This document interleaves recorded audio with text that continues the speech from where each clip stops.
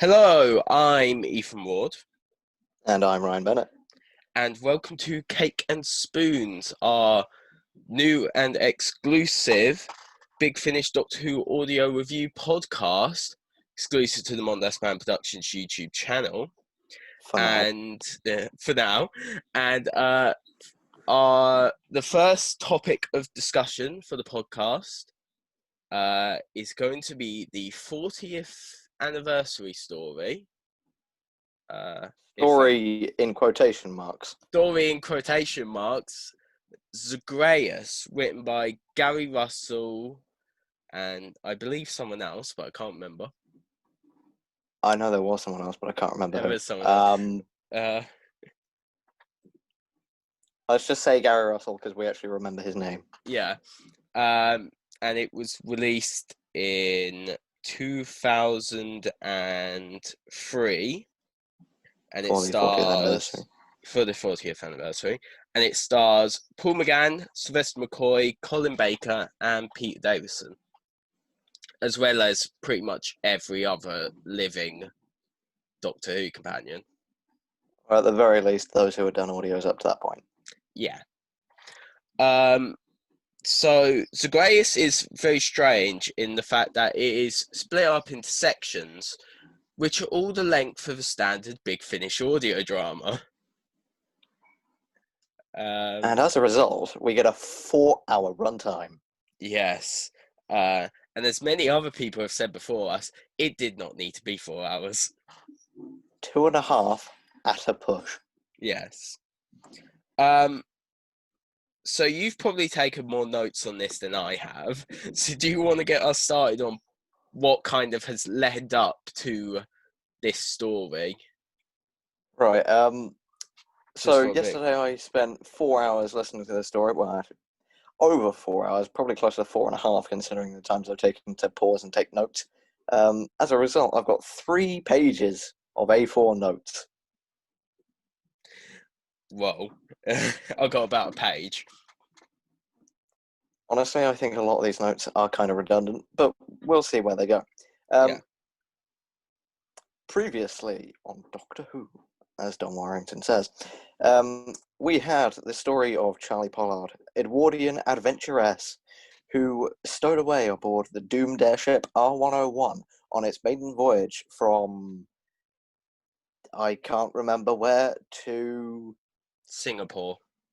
No, it wasn't going to Singapore. It was going to modern-day Pakistan, Karachi, where she would then take a boat to Singapore to meet with a chap called Alex.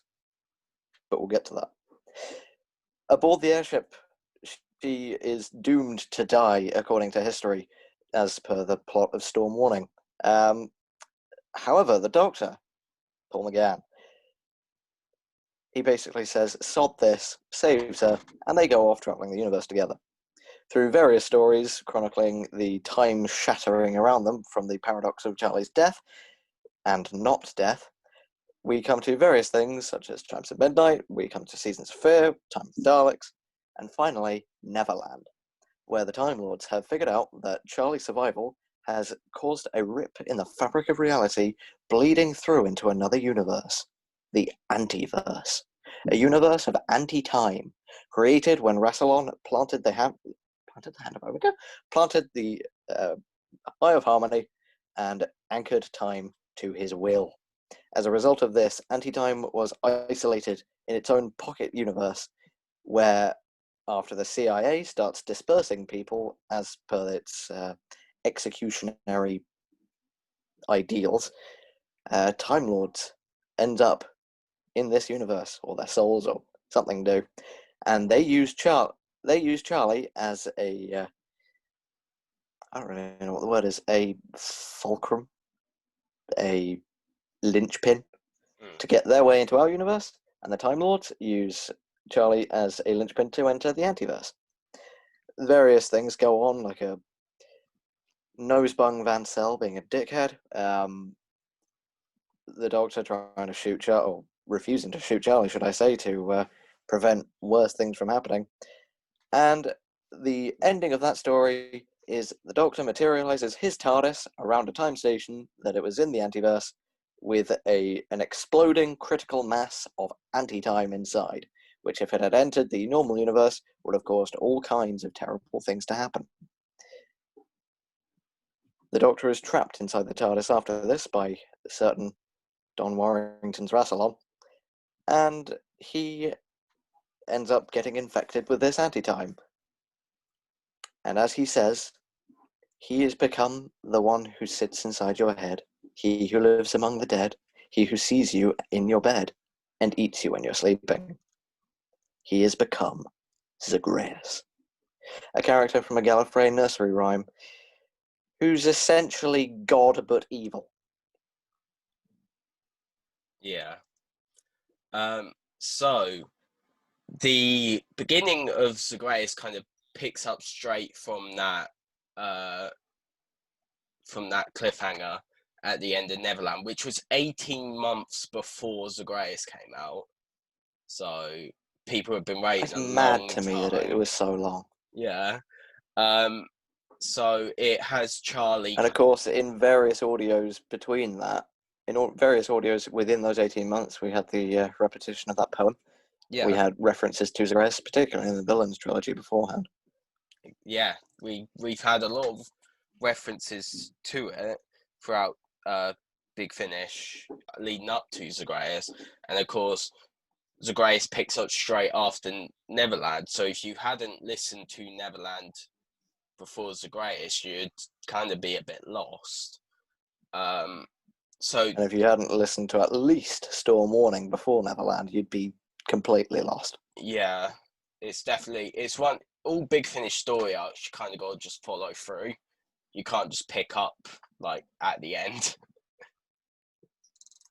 And that, I think, is the biggest reason why, is it 2022, they're stopping the monthly range? Yeah, which is sad because I love the monthly Because range. it is sad. I also love the monthly range, but I can completely understand why they're doing it. Yeah, Because without the monthly range, when they do their story arcs, you have to trace back through everything from the very beginning to see if you've missed anything. When it comes to box sets or just solo series, like they're going to be doing from that point onwards, it's a lot easier, especially for new listeners, which I can completely sympathise with that. I don't necessarily agree, but I completely get it. yeah, that's me. I get it, and it's shown to work with the Eighth Doctor and Fourth Doctors, with their solo box set centric series. But the monthly range just kind of worked as something that you could kind of you could just drop in and listen to the odd story, and that's what I enjoy about it. But with it ending now, you're kind of stuck buying like 20 odd pounds worth of box set just to not even knowing if you're gonna like one story. I think the biggest problem with the monthly range, which was there from the very beginning, well, I say from the very beginning, at least from when they introduced the Eighth Doctor, it's that they didn't know whether they wanted to do just single stories that you could just dip into, or these massive overarching storylines. Yeah, and Zagreus is a kind of byproduct of they tried to do both, and it didn't exactly work. I think on its own, the first couple of seasons of the Eighth Doctor, and Zagreus included, they work. They really needed to be their own series, not part of the monthly. Yeah, I agree with that. Yeah, and like I was saying, once the Eighth Doctor left the monthly range around the Lucy Miller era, because that's when they kind of went on to BBC Radio, and then they got their own sections and stuff like that. It kind of showed that the Eighth Doctor kind of worked in isolation instead of mixed in with all the other monthly range stuff. Which is a bit of a shame, because it would have been nice to have seen some more monthly Eighth Doctor stories after, say, the Shelley arc. But yeah, the Mary Shelley stuff is kind of like that's the last monthly range stuff we had from the Eighth Doctor. That was when, 2004? 2011. Really? The Mary Shelley stuff came out in 2011. Oh, I figured that came out around the same time as the EDAs. Apparently not. Well, you got the EDAs ran from. So the EDA started in 2006. So they Yeah. they Sorry, they I got the start dates confused. they started after the revival, and of course they cut short the Charlie stuff to do the EDA. So the Charlie stuff ended around 2005, 2006. So yeah, but we've gone on a tangent, which is going to happen a lot during this. So Zagreus picks up directly after Neverland with Charlie hiding from the Zagreus possessed Eighth Doctor, and is transported away by what she first thinks is the Brigadier, but turns out to actually be the TARDIS, using the Brigadier's image to kind of communicate with her. Now, We're skipping over a massive section of the weird dreamscape shit where we've got Annika Wills. It is Annika Wills, isn't it? is Playing Annika Charlie's Wills. mother. Yeah. And then we've got all the trippy Alice in Wonderland imagery, which is going to be all the way through this, as if Neverland wasn't heavy on the Peter Pan allegories. Yeah. Annika Wills is great as Louisa Pollard, by the way. Like, she's got a very refined voice. It yeah. works. Like, if you didn't know anyone who's playing in the cast, like you'd obviously recognize some of the voices because some of them aren't changed at all. Apologies, but Annika Wills, her voice didn't need to change because she puts on a voice for Polly anyway. So if you only knew her as Polly and never heard her natural talking voice, I don't think you'd recognise her as Louisa Pollard. Yeah, I can see that. I definitely didn't when I first heard it. I didn't recognise most of the cast in this. Re-listening to it, I only just realised Mark Strickson.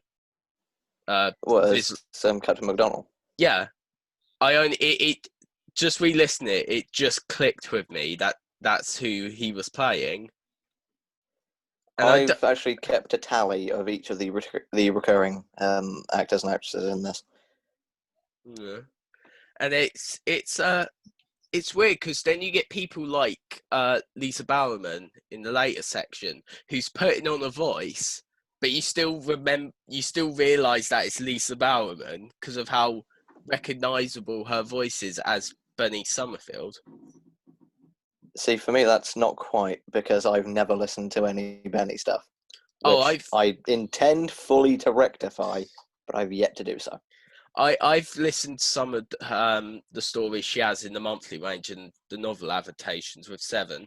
And of course, today we just got the very first Bernice Summerfield audio from 1998. Today for free. So a lot of Benny stuff happening today. Indeed, which is another tangent. Yes. So this dreamscape happens where it's Charlie and her mother are going to a doctor, and Dr. Zagreus. Dr. Zagreus, and Charlie has this book, the Alice Compendium, which was given to her by her grandmother. Granny Civil Tried. Yes, which is a very weird name, and I never understood why it's Granny Civil Tried. Is that like a reference to something?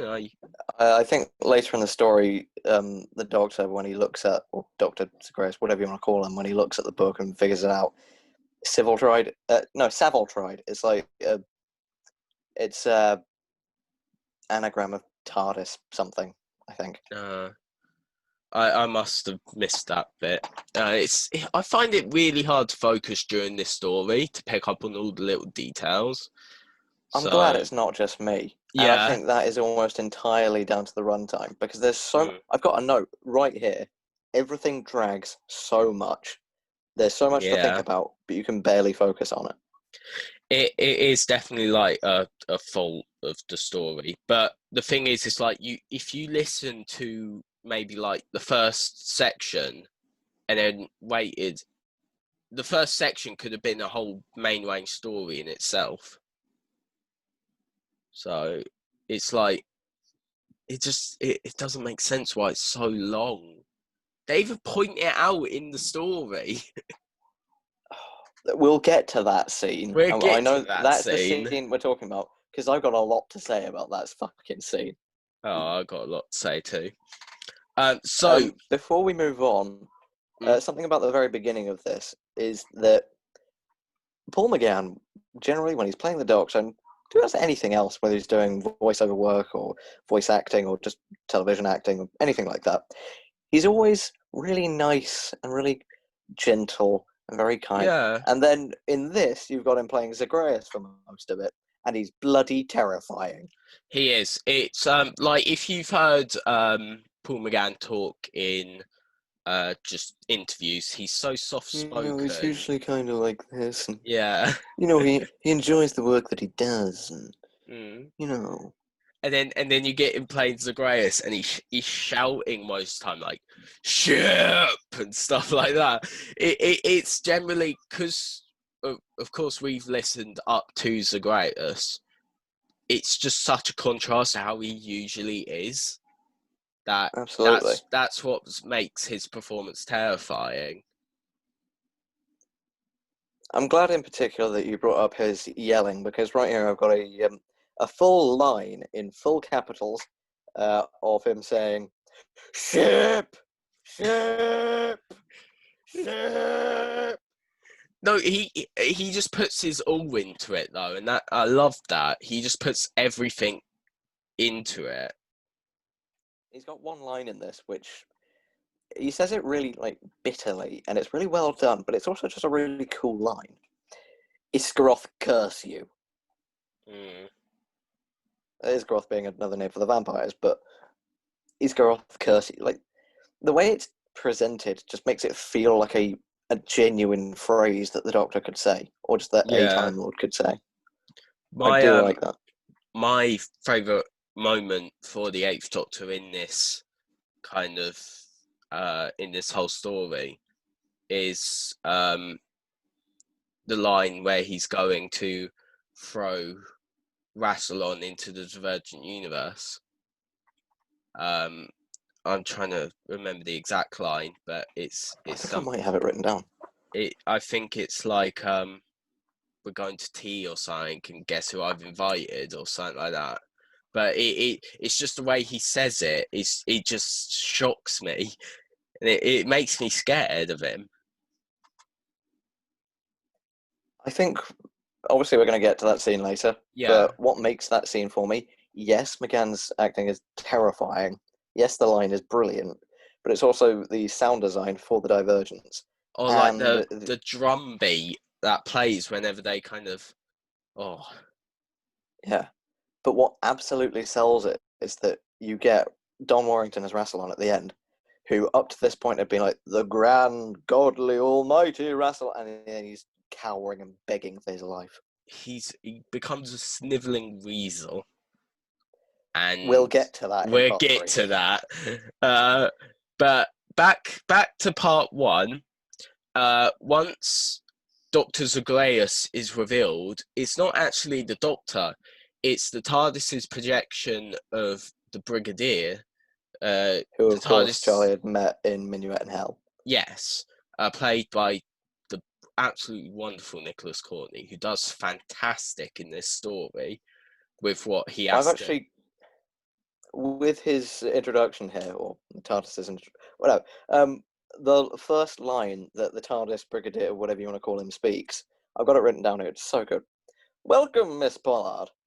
Welcome to your insanity. It's such a good line. And this, I was thinking this while I was listening to it. The way the Brigadier TARDIS acts in this story, it reminded me of A Christmas Carol. What, the old man just being like bitter and twisted and jealous? Like he's acting as a guide, and it's like the Ghost of Christmas Past, where the TARDIS Brigadier is bringing Charlie to all these different places for her to learn something, just like the spirits in A Christmas Carol take Scrooge different places to teach him something. Ah, I see. That's what caught me. And I thought you meant A Christmas Carol as in the 2011 Christmas special. No, I meant special. I meant the actual literary Yeah, story. I get that. And that might even be directly referenced in the story, because when Zagreus is looking through the bookcases, he mentions how there's a Dickens book on the shelf. He also what I really like about that is that it kind of flips that whole Christmas Carol thing on its head, because of course it turns out that these hollow projections, they're not actually for Charlie to learn anything. It's for the TARDIS to make its mind up that it hates the Doctor. Which is an amazing part of this story. Like, the TARDIS decides it wants to torture the Doctor to death. But of course, that's some part 3 shit that we'll get to. Quickly, before we go back... So when we come back... Yeah. So, with part 1, the main TARDIS projection for that story is a kind of military base. I think it is actually where the R101 took off from, with Reverend Townsend, played by Peter Davison, and Dr. Stone, played by Nicola Bryant. And they're working with... featuring Captain McDonnell, as played by Mark Strickson, and Miss Foster, as played by Sarah Sutton. And the niece of Reverend Townsend, played by Mary, played by... I'm not sure. The actress who plays RMM in the main range. I've yet to listen to that. Very good companion. Egyptian pharaoh. All right. Yeah. So, Townsend and Stone are kind of working on this device to that rips holes in reality. Yeah, and basically Townsend starts off being all godly and like, oh, whatever, like really ecclesiastical stuff, but then he starts going off on a scientific ramble of like evolution. Yes. Oh, what? I am stronger than a spider. I outlived the dinosaurs. Why? And then he starts going off on one about how he wants to meet the creators. He wants to meet something bigger than God himself, which is a really weird twist. Because he starts off very godly, but then kind of dismisses God. It is rather strange. And when I was listening to that, I started thinking about another Big Finish audio, which is called Blood Tide, which was a Six and Evelyn story where it's revealed that the Silurians created humanity. Or rather, influenced their development through... Which is really weird. I'm not sure how that plays into all the various other things that have influenced humanity by this point. Because what have we got? We've got, even in just the classic series, we've got the demons. Scaroth. We've got Scaroth. Now we've got the Silence. The monks. The From Series 10. Now the Silurians. And now the Divergent. Yeah. It's very weird. Oh, and of course, within this story also, the Time Lords. Yeah. Oh. Another tangent. So Townsend activates this device, after it's revealed that Miss Foster is a spy for the Russians. Cubans. Cubans, sorry. And it kind of rips a hole in reality, and everyone starts dying because the Divergents start killing them. We should probably back up a bit and explain what the hell the Divergents are. Or should we wait till that's properly revealed? Because at this point we haven't got a clue. We should wait because the characters don't have a clue either. So we'll to be honest, explain even it. at the end of this, did we? I've listened to the Virgin Universe arc and I still have no clue. I'm sort of dreading getting into this arc.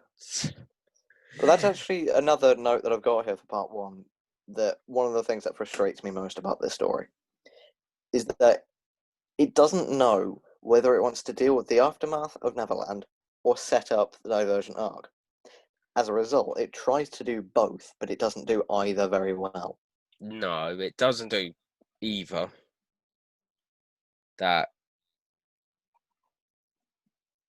it kind of just messes it all up and gives the Divergent Universe arc itself the job of explaining Zagreus.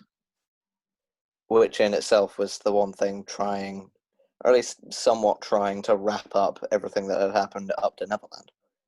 Yeah. And that's one of the things that kind of ruined the Divergent Universe arc for me, is that Zagreus kind of like did such a piss poor job of setting it up that it affected the arc going forward. Now, we should probably establish that you've listened to the Divergent arc. I have yet to listen to it. Yes, but that might change in the future. And then Indeed, if it does I've got Shoto change, to listen to. if it does change, we'll do some recordings on them as well. We should also establish the reason why we're starting with Zagreus on the first episode of our podcast, which is probably a really bad idea. Yes. Is because we've essentially already done this as part of an Instagram live stream series covering everything from Storm Warning through Neverland. Yes, we have already covered the other stories in this range, and so we're starting with Zagreus, which is still a terrible decision. Half an hour into the recording. Yeah. But so section one continues with basically Townsend getting destroyed alongside the rest of the characters, and Charlie's about to die, although Charlie in the body of a driver is about to die. Corporal. But it's brought back to the TARDIS by Brig TARDIS, who had by this point been posing as a minister. And that is another difference between this and, say, A Christmas Carol, in that these people in these sort of dreamscapes can interact with them. Yeah.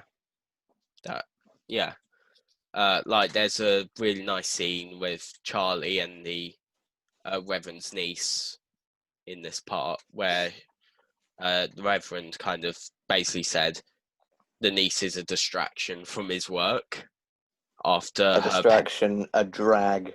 Yeah, after her parents were killed in a car accident. So Reverend Townsend is not a nice man. No, he's not. He's a massive hypocrite who really gets on my nerves. So yeah, Charlie's amazing in this story. Can we just talk about how amazing India Fisher is? Yeah. As Charlie, like she does so much in this story, like playing like Charlie, pretending to be all these different people. It's really good. My favourite is in part 2, where they end up on Gallifrey and she poses as a Rassilon. Yeah. And she goes, I, the great Rassilon. And you will open the door to the big vat of boiling goo. No, India Fish is just so sweet as Charlie that hearing her try and pretend to be all the other people is just really funny. It's really weird to me because she's such a good voice actress. Yet in everything I've seen her in where she's narrating, she's really not very good. Like MasterChef. Steve has prepared a dish of fried macaroons with a side of jelly. But yeah, Charlie does amazing in the story and is really playing the doctor role for this story. But If you can say there is one. there definitely isn't. Charlie's the closest we get. Speaking of the Doctor, whilst this dream escape is going on, he's kind of tripping balls. And talking to the third Doctor. And if I'm not mistaken, so the TARDIS is projecting the voice of the third Doctor to Zagreus to try and talk sense into him. Yeah. The problem with that is the audio of Pertwee that they've used. Obviously, Pertwee had passed on by that point, so they were using audio from a either a fan film or a fan audio where he had actually shipped into it. It was the fan film Deviant, which has finally been released, might I add. Has it fully been released yet? Because I've only... It fully got finished and was released either last year or the year before. And it's been a project that's been going on since the 90s. I'm gonna have to actually watch the full thing now. But I've seen the recording of John in it, and I do have to admit the way they used the lines and wrote them into the story is well done. It's all right, but the problem is you can barely fucking hear You can barely hear him, and I just want to make this point. John Pertwee is the only person credited as the Doctor in the cast. Which is weird, because even that isn't John Pertwee playing the Doctor. That's John Pertwee playing the TARDIS, playing an image or a recording or a Ball manifestation. Of light. Yeah, it's a big glowing ball of light. Speaking of which... I was just going to say, I always imagine there's like a ball of light with just John Pertwee's face. I kind of did the same. So we've got Zagreus trying to figure out who he is, where he is, what's going on. He's kind of he doesn't really have much in the way of memory, and all he's finding out about himself is that he really likes destruction, and that he gets very easily frustrated. Oh, I love the line, like destruction, eradicated, erased. Why do all these words come so much easier than not being written? I was about to bring up that one line. It is very nice. It is a very nice line. And the way we get... I was just going to say, the way Paul delivers it is like, it's obvious he's confused about it. Like, he doesn't know why they're coming so much easier. So that's just a bit of the real Eighth Doctor just dripping in. So we get the TARDIS somehow trying to speak sense into Zagreus with really cryptic lines, brings him toward the library, and all the books in the library are empty except for Alice in Wonderland. So after that, he basically starts tripping balls more, and somehow, I can't remember exactly what happened, and I listened to this yesterday. He pictures himself in some kind of forest. He literally goes through a door in the TARDIS to a forest. Secret passage. Yes, yeah. The secret passage. And when he's there, he comes across a big box. A lead box. And he ends up falling inside the box. And from outside, we hear Conrad Westmass, who would go on to play Chris, thank you very much, playing what seems to be, having the Doctor now read something of Alice in Wonderland, which turned out to be Charlie's copy somehow, turns out to be Cheshire Cat. A giant 10-foot Cheshire Cat. And they start having some sort of bizarre philosophical debate. Yeah. And basically, the Doctor, he's talking to this cat, and he starts to realise the reason why he's in this box is because if it's opened, it would show if he is alive or dead. Turns out this is Schrodinger's Cheshire Cat or something. Yeah. So we end up with this lovely little conversation between the cat and the doctor, who's in the box.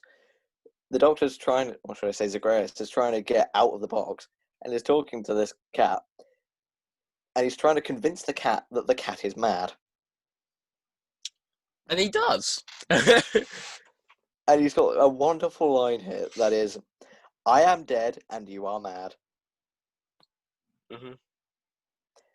So the cat eventually lets him out when he remembers Schrodinger and his cat.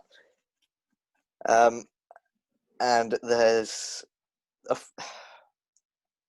really awkward line here where the doctor says, "Oh yes, sorry, you're not stupid. You're a very clever pussy."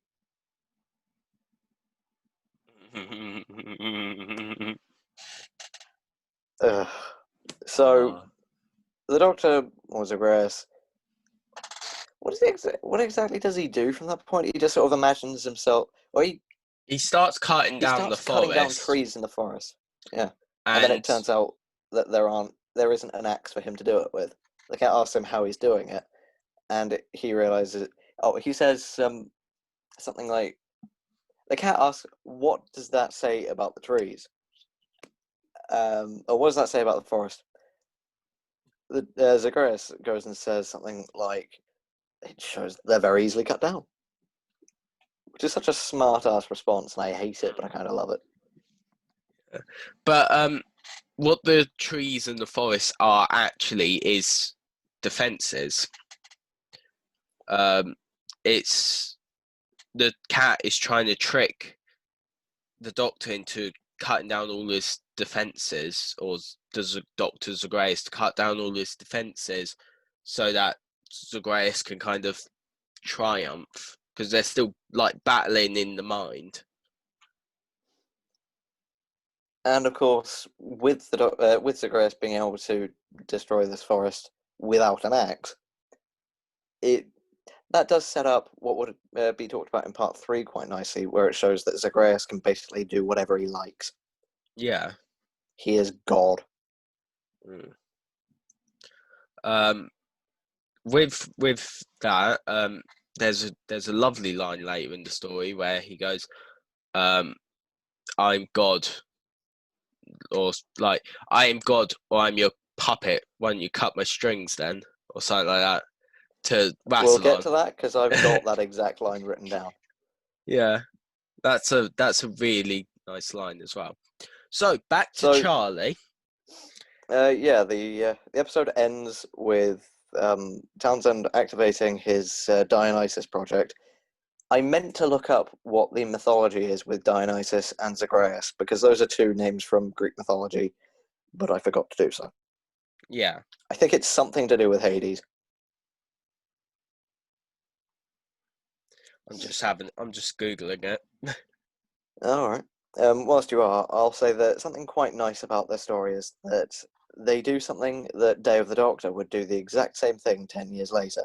Yes. Where they would, from the very first episode, use the 1963 Doctor Who theme at the very beginning, which I absolutely love. Mm-hmm. But what this one does really, really cool is at the end of each segment, it uses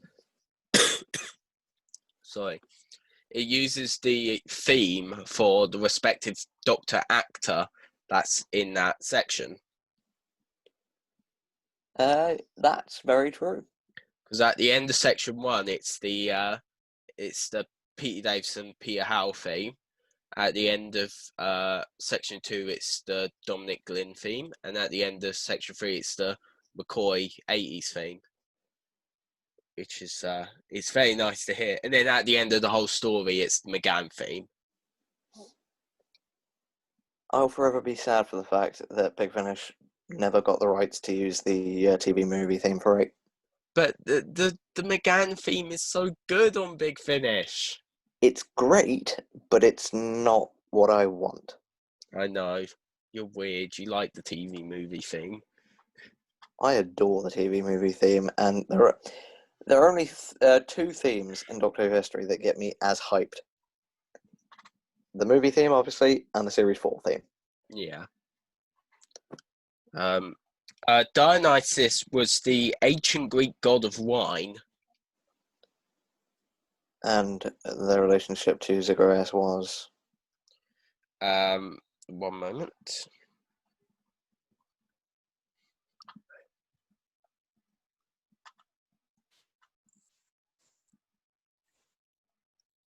Oh. Zagreus was sometimes identified with a god worshipped by the followers of Orphemism. The first Dionysus, a son of Zeus and Persephone, who was dismembered by the Titans and reborn. I'm sure there's something you could read into that to do with Neverland and Zagreus. Which makes sense because of the Doctor's death at the end of this story. He is stabbed and is reborn as the true Zagreus. So Townsend activates his Dionysus machine. The Divergents begin to open their way into this universe. Everyone dies. The end. Let's go. The end. So the next episode, part 2, that opens up with a new dreamscape, and this is probably my favourite one. It's my favourite one. On ye old timey Gallifrey. And it's got my favourite character in the whole story in it. I can make a guess, but I'm not going to guess yet. So we're introduced to the Committee of Three, featuring Maggie Stables as the Great Mother, obviously Evelyn Smythe. Bonnie Langford as Cassandra. Yep, who isn't a member of the Committee of Three, but just along with the Great Mother. She's a member of the Sisterhood of Khan. As is, of course, the Great Mother herself. Yes. Which is a really nice... What I really like about... actually, no. I'll get to that when we explain the other members. There is Errata, who does not appear, and I can't remember who exactly that character is. Errata appears at the end of the story, played by Nicholas Courtney TARDIS. Yeah, but we don't actually know anything about that character themselves. No, we don't. We also have Nicola Bryant for the second time, and I can't remember the name of the character she's playing. I've got it somewhere. Ueda. And my favourite character in the whole story, Lord Provost Tepesh, played by Colin Baker, and he is brilliant. And it's really far and away the best character in this story. It's also a really nice link to the Project trilogy, as he is playing a vampire. Now, there are a few hints to the fact that he's not a Time Lord from the very beginning, like Ueda being his food taster, about him making bizarre, strange comments about Cassandra. But the biggest hint, if you know your history, is his name. Because Tepesh is it's a corruption of another name that went by a certain Vlad the Impaler. Yes. Vlad Tepesh. So Dracula, Tepesh is another name for Dracula, which obviously he's a vampire. Yes. With that, you kind of have this it's kind of like a double-sided scene at the start with the Great Mother keep telling Cassandra to shut up, which I always saw as kind of poking fun at the kind of criticisms Bonnie Langford gets during her tenure as Mel. Cassandra, did you ever hear the phrase, silence is golden? No, Great Mother. I don't believe so. Why doesn't that surprise me? I just want to say, Bonnie Langford does great in this section. As Cassandra, she really does get that kind of excitable fangirl quality that I heard with Cassandra. So, this committee of three turns out to be an I'll learn English one of these days. A group that investigates, that was set up by the Proto High Council of Gallifrey in the wake of Rassilon and Omega detonating the Kaaba star, claiming the title of Time Lords, Omega going missing, and Rassilon bringing the Eye of Harmony back. And it basically turns out they've all got an ulterior motive. Turns out that Tepesh is obviously a vampire spy within Gallifreyan government. The Great Mother, who, while we knew she was a member of the Sisterhood, or what would become the Sisterhood of Khan, she's introduced, and it's entirely because she hates Rassilon, because of course he's very technologically minded. He like centuries ago usurped the Pythian cult, whatever you want to call them, people. And so basically, this group is set up just to investigate Rassilon, but they all want him dead. And Tepesh has a great line where it's something like, we want to ideally bring Rassilon to his knees, both metaphorically and hopefully literally. Yeah. With this section, of course, India Fisher is back as Charlie and playing Rassilon, which is really fun as she tries to balance, oh, I have no idea what I'm talking about, with, God, I've got to look like I know what I'm talking about. One thing I do like about how the story treats Gallifreyan history is that it's all quite subtle, but it's not almost missable. Like, you can pick up the fact that Rassilon conquered what would become the Sisterhood of Khan. He took over with technology where they used their magic. Rassilon has already fought the vampires. Rassilon's working on regeneration, and he's just done time travel. It's all there. Yeah. And luckily, it mostly works with the Timeless Children, which everyone was really scared would throw a massive wrench in the works of previously established Gallifreyan lore, which it kind of did with regeneration, but everything else is kind of fine.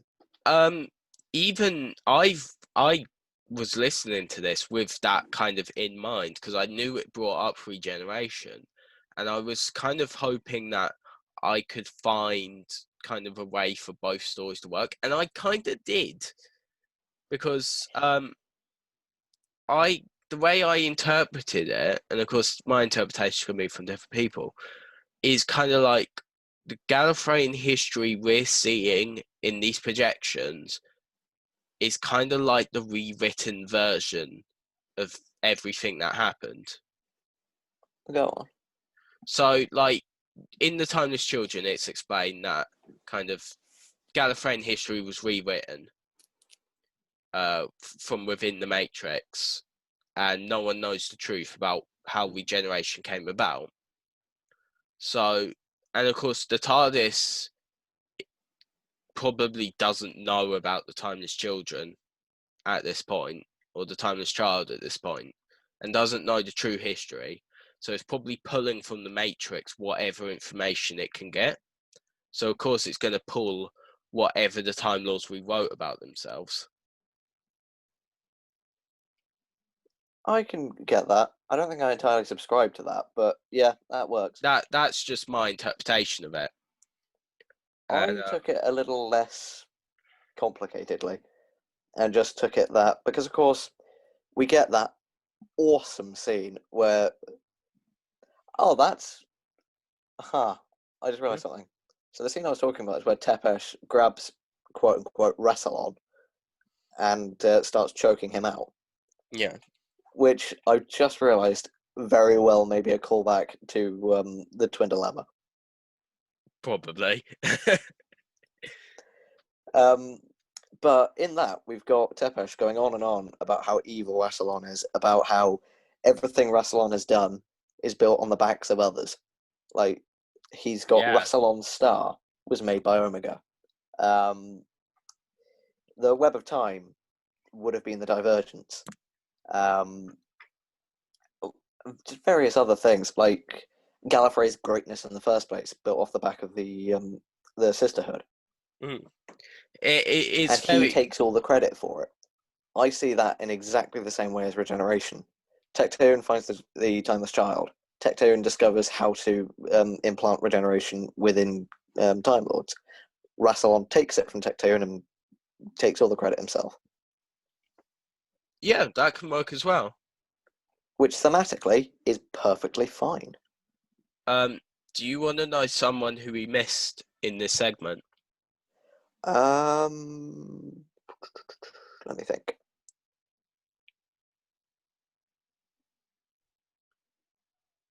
It's the Rassilon's recorder. It's played by Robert Jezik, who plays Frobisher. Oh, I did not know that. I didn't know it either. I've literally just got the cast list up and I just saw it and I was like, what, really? Wow. It's probably worth noting that in each of these dreamscapes, where you've got an actor for the Doctor, the supporting cast will be played by actors who have played the supporting cast for that Doctor. Yeah. So we had Nicola Bryant, Sarah Sutton, Mark Strickson for Peter. We've got Maggie Stables, Bonnie Langford, Robert Jezik. Anyone else in this section? Well, later on, India Fisher would go on to be with the Sixth Doctor, but not at this point. But yeah, so that's what we've got here. And we were introduced to the Foundry, which is where Rassilon keeps all his toys, basically. Which, if I'm not mistaken, is what the Dark Tower is built on top of. I believe so. Although I think the Divergent arc at some point reveals it to be Rassilon's TARDIS. Wait, what?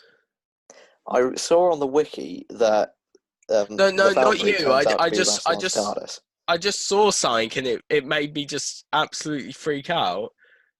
And that was? Elizabeth Sladen's in this story. Did you not realise? No. I forgot to bring it up, but she plays Miss Lime, Charlie's teacher. I never realised that. Oh, did you not? No. Well done. I don't have as much of a connection to Elizabeth Sladen as a lot of people do. Hiss. I watched Sarah Jane Adventures, of course I did. But I can't. I did not recognise her voice. I'm quite surprised by that. I recognised it immediately. I'm going to have to go back and listen to that moment and just try and see if I can get it.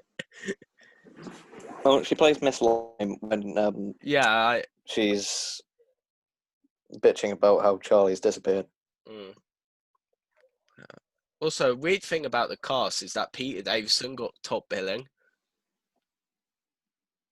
Huh? He's got top credits. He's like right at the top.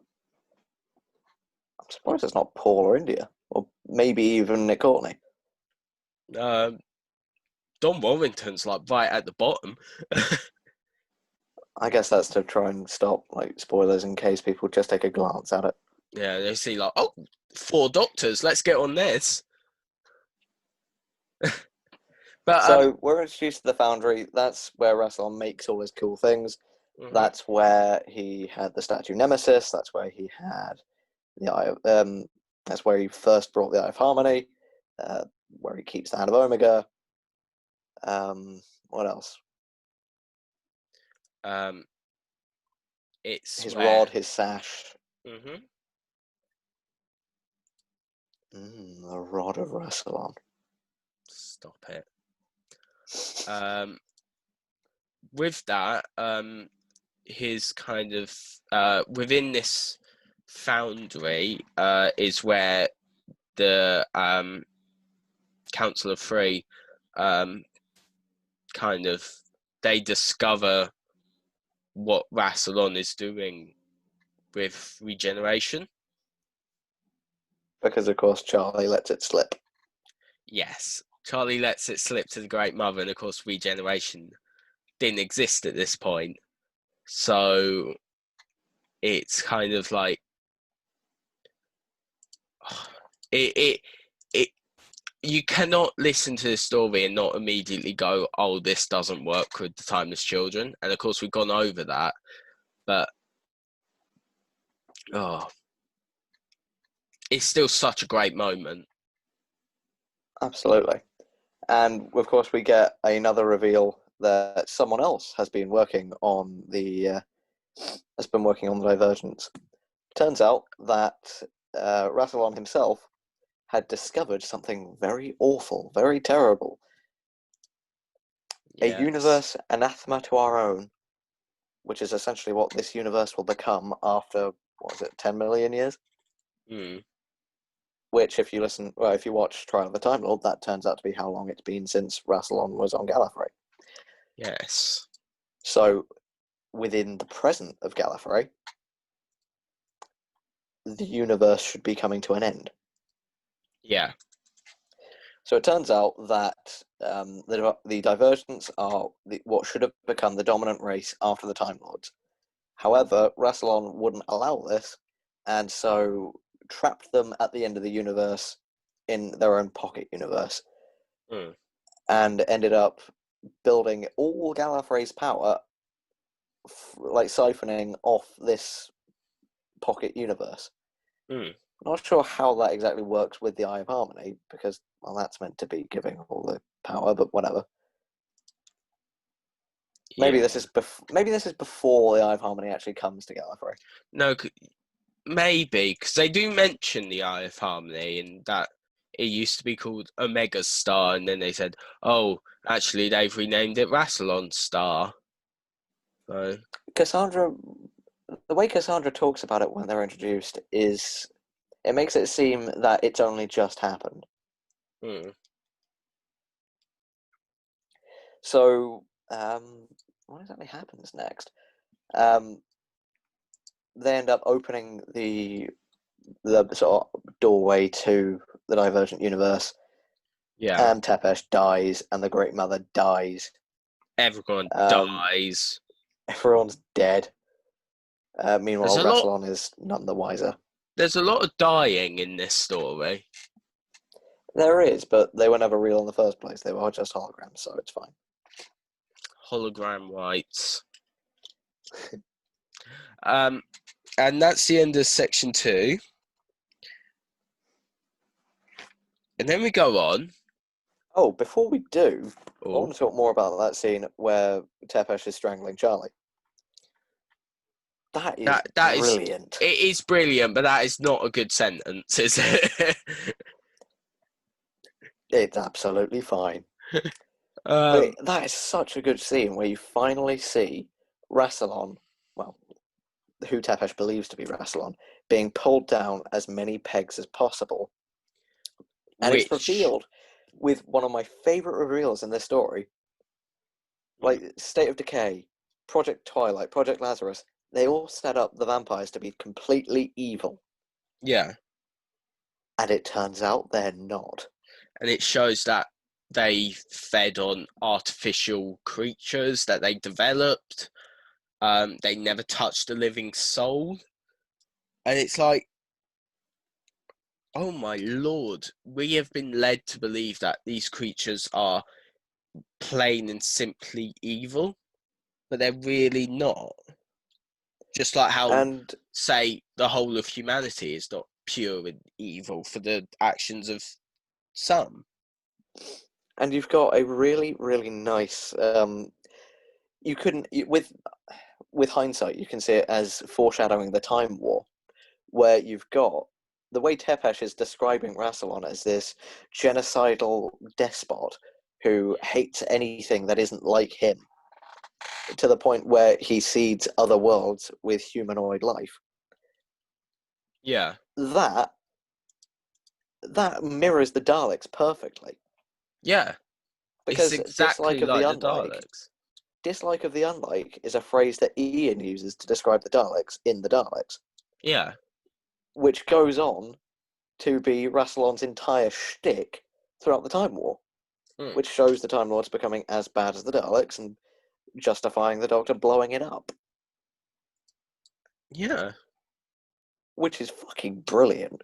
it is. I love how in this kind of in this story they've kind of like they kind of say so many things that you can kind of look at and then you can bring up like so like way on from now. Like you could look at that line and you say, oh, that's talking about the Time War, and of course the Time War hadn't happened yet. Exactly, both It, in a timeline sense and in and a a real world literal sense. real world sense, yeah.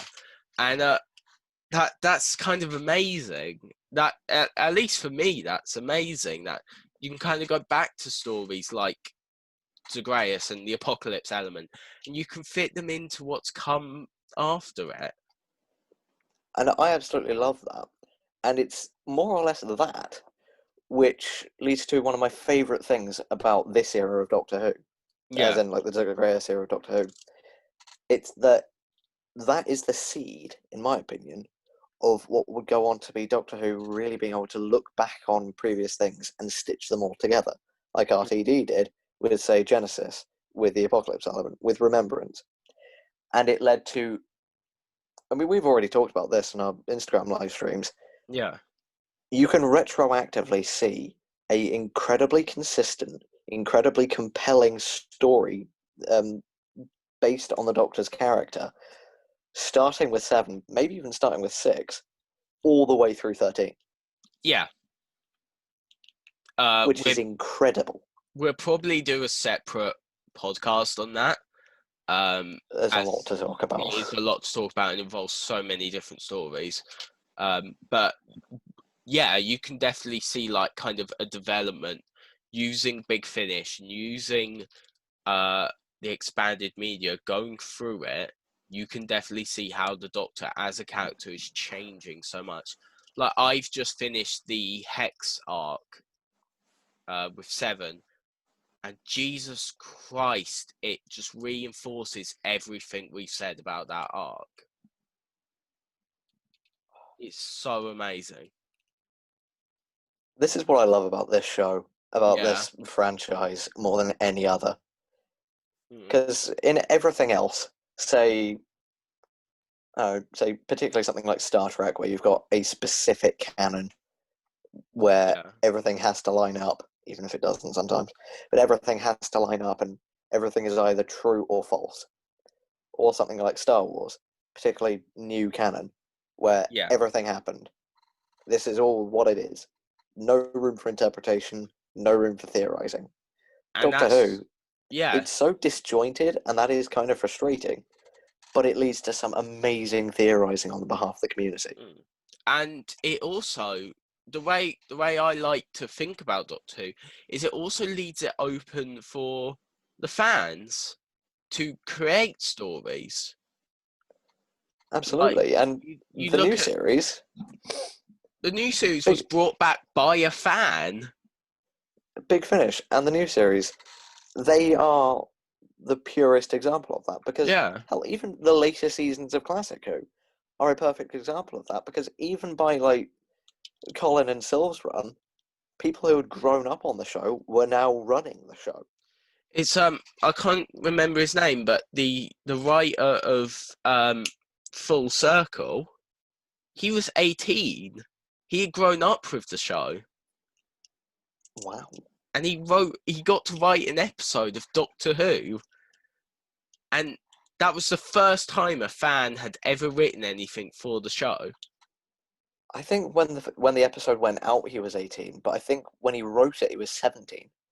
Which is insane. And it just shows how open this franchise is to let basically anyone put their stamp on it. I can't. I was listening to Stu Bagfall's sort of podcast thing with Rob Shearman a while ago. Didn't Rob Shearman say he did something similar? I have not watched that podcast yet. Absolutely recommend it. I know I Very good. should. And to anybody listening, thoroughly recommend. Rob Shearman is lovely. there's an interesting story behind Chimes of Midnight, and most of it's dedicated to Born and Bred. Good. Can we just say, like, we recommend everyone go watch Stu Bagful? Like, Yeah.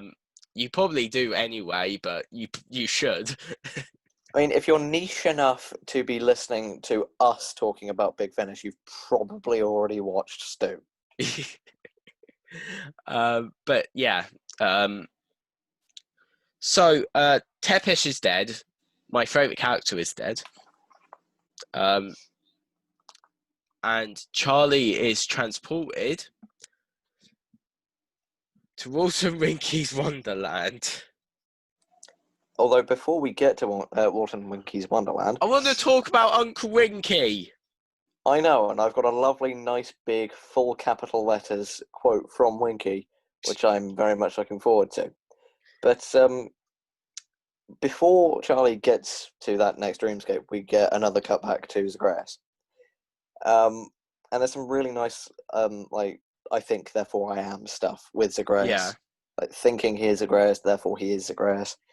And we get the realization of another Alice in Wonderland creature in the form of the Jabberwock. Mm. And the way that he pleads with it to try and, like, he tries pleading and reasoning with a Jabberwock, which is hilarious. I just remembered. And there is a really nice line. Is it a really nice line. Is it the BBC line? Oh, I have got that. Yeah. Oh, Have you heard of the BBC? Marvelous people, all of them. I mean, yeah, some of them drink too much tea, but who am I to talk?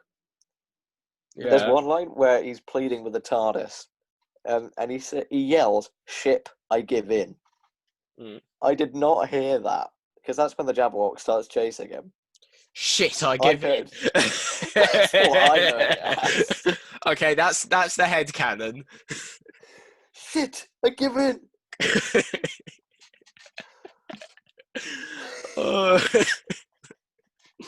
No, so yeah, the Jabberwock, I love the sound design around it.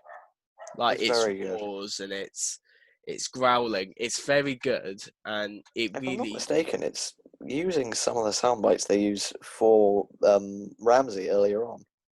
It probably is, and if you want to draw a connection, you could probably say, like, the TARDIS is using, like, what it's learnt from Ramsey to kind of use it against the Doctor. Well, yeah, because later on in part 3, when the not doctors are riding it, I think Charlie describes how Tepesh, I think, rode the Jabberwock like a Vortisaur. Yeah.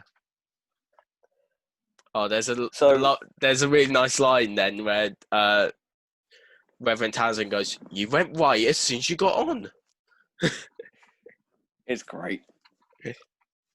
But that's part 3. We'll get there when we get there. That's part 3. So we're nearly there. We're nearly there. Oh, believe me, part 2 has a lot more for me to talk about. Mostly about... Ugh. So we get to Charlie's next dreamscape, which is a battle zone between animatronic animals and animatronic people. Walton Winky's Wonderland. Putting a smile on the universe. Galaxy. He says universe. Uncle Winky, the man who put a smile on the galaxy. He definitely says universe. I finished it. He says today. Galaxy twice.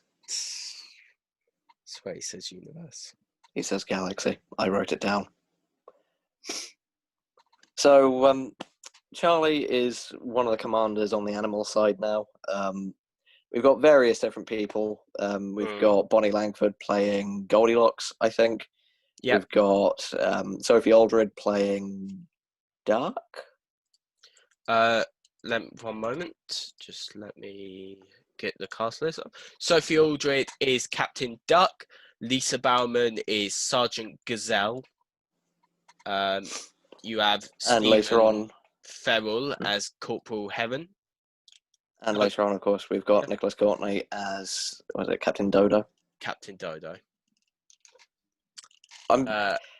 Who's the actress who played Dodo Chaplet? Yes, I was just about to say it would have been really nice if Captain Dodo was played by Dodo. But of course, that would have been brilliant. she's gone on record saying that she never wants anything to do with Doctor Who ever again. I swear she's done some Big Finish audios already, though. No. Oof. Um, So, she said she never wants to do Doctor Who again because of how shit she's been treated by the community. that's really sad, but I can completely understand why.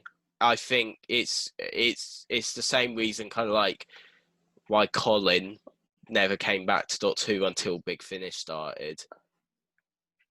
That's not really true, because even like in the very early 90s, he was still doing Doctor Who stuff. Like, he was attending conventions, he did Dimensions in Time. Yeah, but you got to think, like, both him and the actress who played Dodo, who I can't remember the name of, they both got treated shit by the community. It's just the actress who played Dodo, she took it further and said, "I'm never doing it again." I see. Yeah. It's a real shame, though, because It is. Dodo is a horrible character, and I cringe every time she's on screen. And it would have been lovely for Big Finish to fix her. But Absolutely. I'm just going to say this for no fault to the actress. She does amazing with what she does. It's just Oh, yeah, the character itself is not good. in my opinion, it's a Rose situation in that the actress plays her really well, very consistently, and Yeah, exactly as she's written. It's just the way that she's written is awful. exactly. That's why I do. And that's why I kind of have a slight soft spot for Dodo. Just in terms of, I know the actress is trying their hardest at this, and that it's just kind of like, it's not working. It's that Gordon Ramsay meme, isn't it? Like the actress for Dodo's name we still can't remember. Oh dear, gorgeous. And then someone who just doesn't play their role very well at all. You donkey! Yeah, I'm going to quickly Google the actress's name before we go on, because I need to know who plays her. Jackie Lane. That's it. Jackie Lane. All right, so back to the war zone. The Yes. animatronics are fighting one another for control of the park. Turns out there aren't any people left. Because they're all And dead. Bonnie Langford's got some really annoying rhymes. Almost every way she speaks is in rhyme. It makes sense, though. Yes. So eventually, Charlie and Duck end up claiming, what is it, Cosmic Mountain or something? Cosmic Mountain. And they find what everyone's been fighting over, the animator, who gets woken up, and it turns out to be a certain Walton Winky. Uncle Winky, the man, Walton Winkle, otherwise known as Uncle Winky, the man who put a smile on the galaxy. And it's played by Sylvester McCoy. And he's dying. And before we go on, Sylvester McCoy is both our favourite Doctors. He's so amazing. Good. And even in the story, playing Walton Winkle, he's brilliant. He's so fun, but so kind of creepy. He's a bit pervy. I mean, I've got it written here in full capitals. Where are the children? There's also pedo confirmed. There's also a line from Sylvester McCoy in the or is it either Sylvester McCoy and Colin Baker in the making of Zagreus, where he says, one of them says, "You don't know how many skirts Walton's hands have been up." Oh Christ!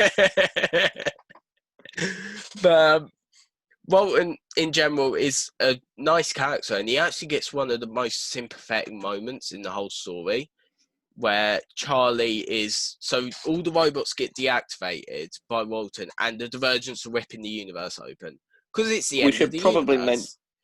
Yeah, it's the end of the universe, and this park is on Gallifrey now. Yes. Everyone's dead. Dead Gallifrey. And the park has been relocated to Gallifrey, which now, because of Series 12, actually kind of makes sense. And could... Because beforehand, that didn't work.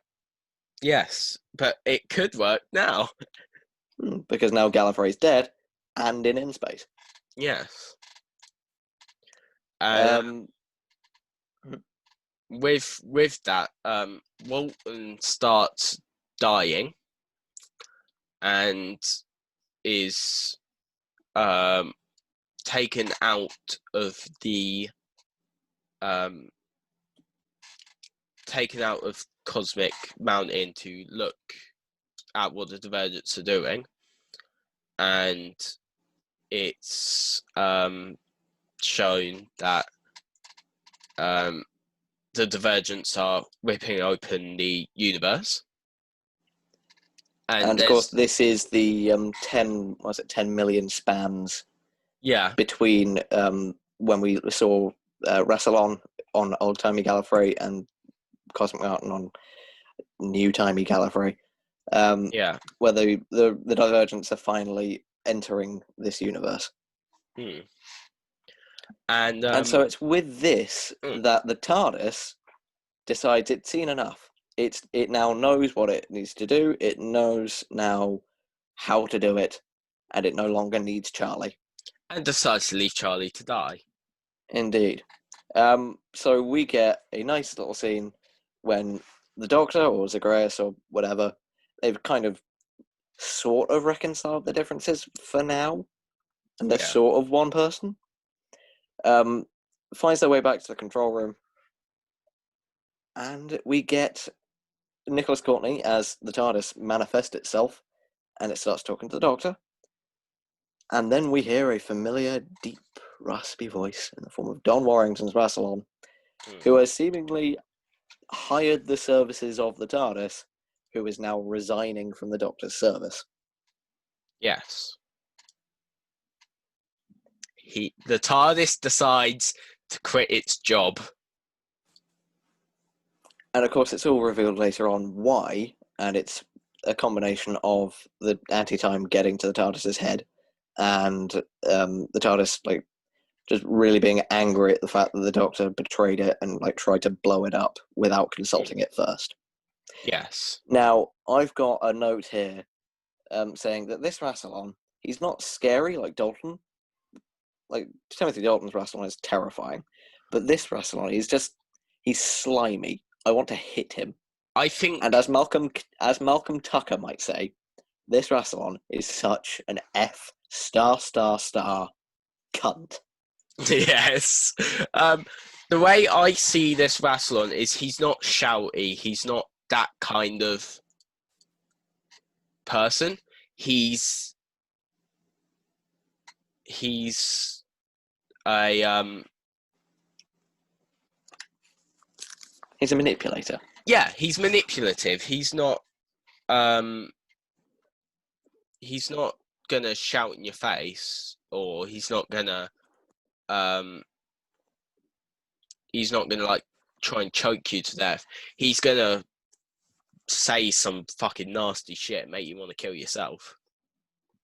Yeah. So the TARDIS gets angry with the Doctor and starts throwing all of its shit out of the window, or out the door, should I say. Like the gramophone, like his books, just everything, including Charlie. Charlie goes by into the time vortex. Also, we're led to believe. Yes. And this story ends with Charlie waking up on this blackened earth, and believing herself to either be in hell or Wales. Which is a funny nod to the fact that the location that she has found herself in was shot in Wales in the episode it first appeared in.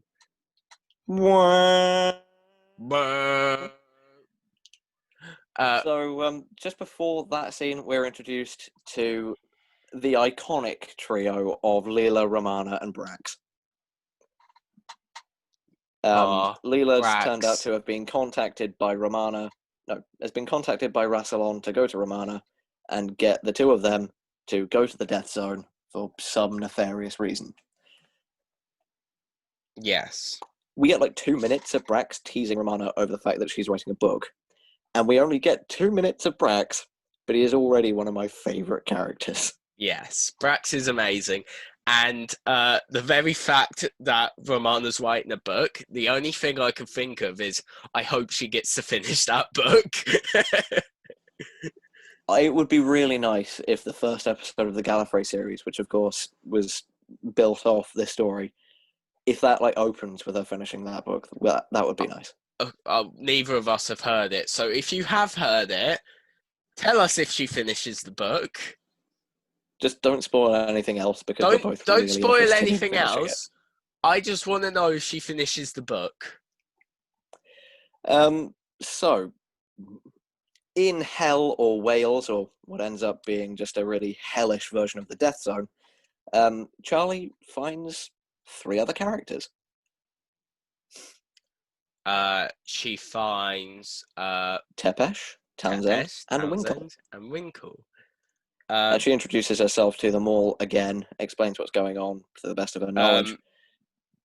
And she comes to the conclusion that hell is not Wales. Hell is other people. There's a really nice line from India Fisher where she's introducing Tepesh to Winkle and Townsend, and she says, Tweedledee, Tweedledum, and Tweedle Ego. No, she doesn't say that, actually. She says, idiot and idiot meet mega ego. If I remember correctly. Yeah, that's what she says under her breath, and then she actually introduces them with Tweedledum, Tweedle. Yeah. It was Tweedledee, Tweedledum, and Tweedle Ego. I was referring to the line under her breath. Yeah. So I can't exactly remember what the cliffhanger is for this episode. It comes later, actually. Huh. Because that's where my part 2 notes end. I'm pretty sure the cliffhanger is Charlie getting thrown out the TARDIS. Is it? I can't remember. This part's longer than the other 2, I'm pretty sure. So I listened to this last night. You listened to this morning, and neither of us can't remember. See how much is going on in this fucking just shows story. you what Zagreus will do to your brain. I mean, you could almost say that Zagreus sits inside your head. Oh, stop. So, let's just continue. So, all right. So, part 3. No, I know where the cliffhanger is. And that is? It's when Leela goes to kill Romana. Oh yeah. We should probably back up a bit then and explain what's going on. So, Romana uses her presidential powers to enter the Death Zone with Leela. They get to the Dark Tower, and when they're in the Dark Tower, they get contacted by the mind of Rassilon, who sort of opens them into his own sort of weird Matrix place. Yeah. And Rassilon's got a dining room laid out in this Matrix version of the Dark Tower as it appeared eons earlier. So maybe this is what Tepesh and the Great Mother and whatever saw when they were there. I never pictured it as such, but I guess that's what it was. I kind of pictured it like a dingy workshop. Yeah, but then the way that it's talked about is like it's some sort of dining room. So Leela tucks into some fish and some meat. Turns out that this Matrix isn't made of computers, but made out of some sort of weird matter, protoplasm, neural. It's made Rassilon's brain. It's made out of Rassilon's brain. And so when Leela tucks in, she's eating Rassilon's brain. And Romana starts thinking, ugh, should I tell her? And then Rassilon just says, would she think any different? Which is really interesting, because it kind of shows the difference between Romana and Leela just in that one line. That Leela wouldn't care what she's eating as long as it tastes good, but Romana would. Which kind of shows. It reminds me of one of my favourite lines in this whole thing with Leela later on in part 3, which is it's when Romana says, "That's the biggest load of old rubbish I've ever heard." And then Leela's like, "What are you talking about? You lot talk utter shit all the time." Yeah.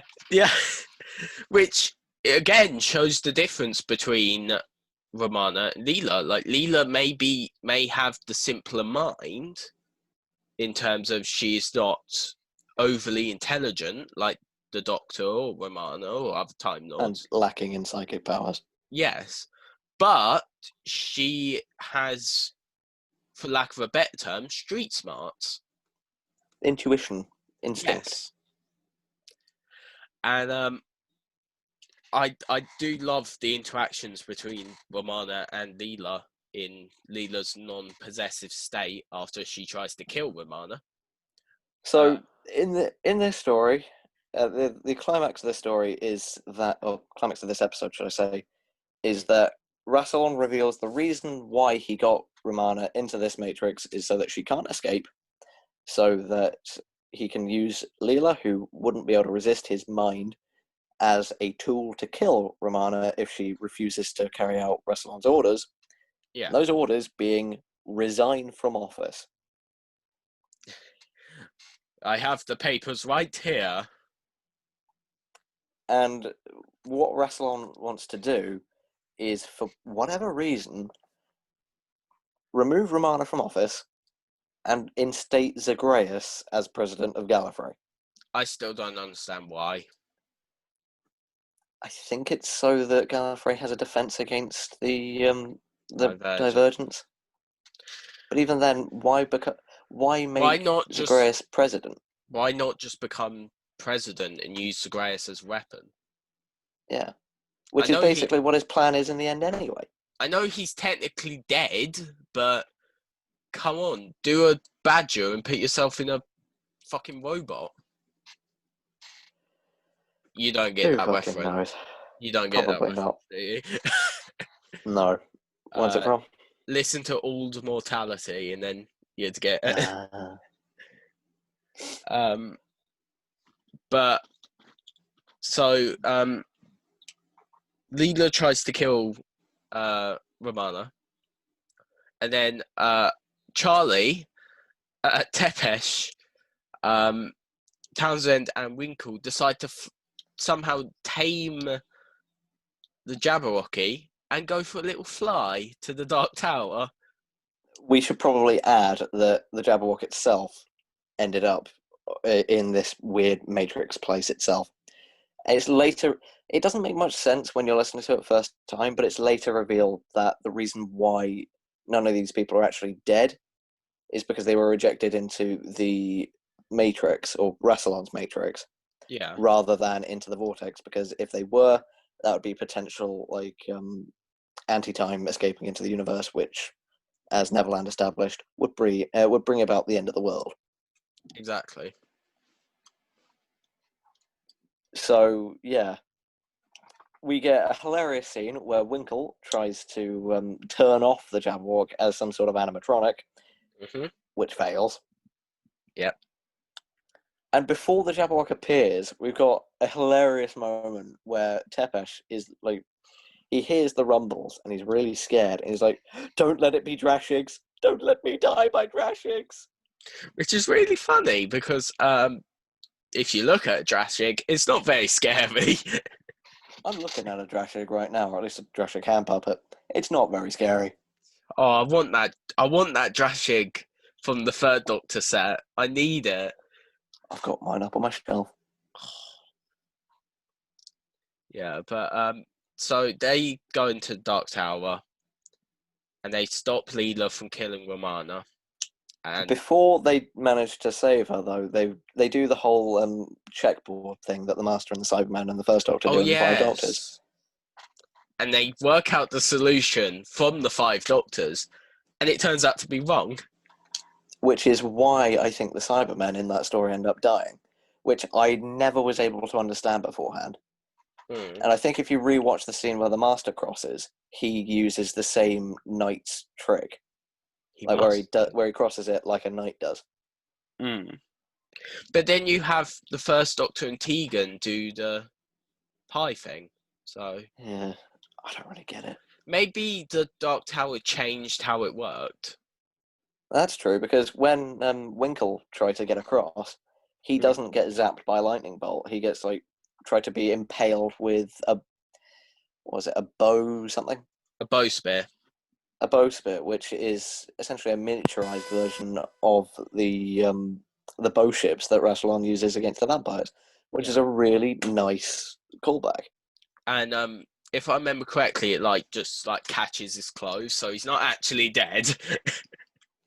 Yeah. um, and then they work out that you have to go you have to move across the chessboard how a knight in chess would. Which that plays into Nightmare in Silver, surprisingly. Yeah. Because in that they talk about how the Time Lords invented chess, which, if you take Zagreus at its face value, doesn't make much sense. No. And then if you think about Fenwick, it also doesn't make sense. How come? Fenwick's calling card is a chessboard. Well, it is, but that's only after the Doctor defeats him at chess in the Middle Ages. True. No, I'm also thinking the Elder Gods are playing the chess, they're playing a chess game with the universe, basically. So that's true. I've not listened to those audios, but I know what you're talking about. Maybe it's another case of Rassilon stealing another things like ideas. Yeah, Rassilon's just a giant plagiarist. pretty much. And that's established from the get-go. That's established before Rassilon's name is even mentioned in the show with Omega. Mm. My brothers became Time Lords.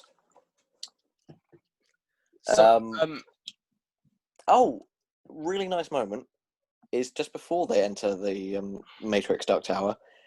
Tepesh is able to use his vampiric abilities to locate the mirror that they need to enter the sort of Matrix thing with, because his skin, being a vampire, is very sensitive to light, and so when he can feel light on a specific part of his body, he can use it to locate a mirror, even if it's an invisible mirror. Yeah, which is I of like course that how they moment enter too. that. I really like that moment too. It is after they save Romana and Walton fixes. Yeah, it's after they save Romana and Walton just fixed K9, and Tepesh brings it up, and then Romana has to get K9 to double check. I see. Yeah. So of course they save Leela and Romana. I don't really know what happens with Rassilon. Does he just disappear and go off with the TARDIS or something? Yeah. And so Romana instantly recognizes these three characters who had been created as a sort of fusion between holographic whatever from the TARDIS, the Doctor's memories, and reality. Yeah. And so Romana recognizes Tepesh, Townsend, and Winkle as the Doctor. Mm-hmm. Which is a bit of a strange moment, because honestly I think it would be less confusing if she just didn't. Yeah. And she just kind of assumed that they were doctors and just left it at that. Yeah. Oh well. So what happens then? So they enter the Foundry. So the TARDIS decides it wants to torture Zagreus. Or the Doctor by this point, because yeah, obviously with the big ball of light or whatever, Zagreus had sort of been subdued. Yes, and the TARDIS decides to torture the Doctor, but the Rassilon decides to destroy the TARDIS's shell and to break the Doctor's will, and allow Zagreus to manifest permanently, and forces the Doctor to create a blade. And it's that exact, that's one of the many moments in the story where the story goes right up its own arse. Yeah. So we have a lovely scene where the Brigadier, as the TARDIS, is with Rassilon, and they've got the TARDIS's shell dangling over a vat that's going to boil it down for the Validium and the Mercuries and all the other metals in it. Yeah. And they use that to try and get the Doctor to just break and allow Zagreus the entity to take full control of the Doctor's body. Mm. And that's an amazing mental image, and it's brilliant, and I love it. It is. Like, just thinking about how that looks. It's just like... When I make my McGann scale model TARDIS to go in the action figures, I want to do a photo shoot with something like that. Yeah. Like, get a Rassilon figure, or make a Don Warrington Rassilon figure, get that TARDIS, get a VAT, get a McGann, get one of my Brigadiers, and do a photo shoot of that, because that's a really cool image. I would love to see that. So just before the TARDIS tries torturing the Doctor, he utters a line of Shakespeare, which is quite funny, but actually leads into later on. Mm. Hell hath no fury like a TARDIS scorned, which of course is a corruption of the Shakespeare hell hath no fury like a woman scorned, which plays into later of when where Charlie and Romana tease the TARDIS for essentially being a jealous girlfriend. Which is then kind of brought up in Matt Smith's final series, where the TARDIS is really jealous of Clara. Yeah, and also, pretty much all of this is a prototype that Neil Gaiman may have used, probably didn't, but may have used for the Doctor's wife. Yeah, kind of the TARDIS having a mind of its own, which has always kind of been a part of it. Maybe since I'd say ever since at least the 10th planet, because of course the TARDIS takes off during the regeneration on its own volition. Yeah. That's kind of like the idea of the TARDIS being a bit more than a spaceship for the Doctor. And that then again ended the Doctor calling the TARDIS ship. Ship! Which is then brought back up in this story as a way to dehumanize the TARDIS in the eyes of Zagreus. Absolutely. I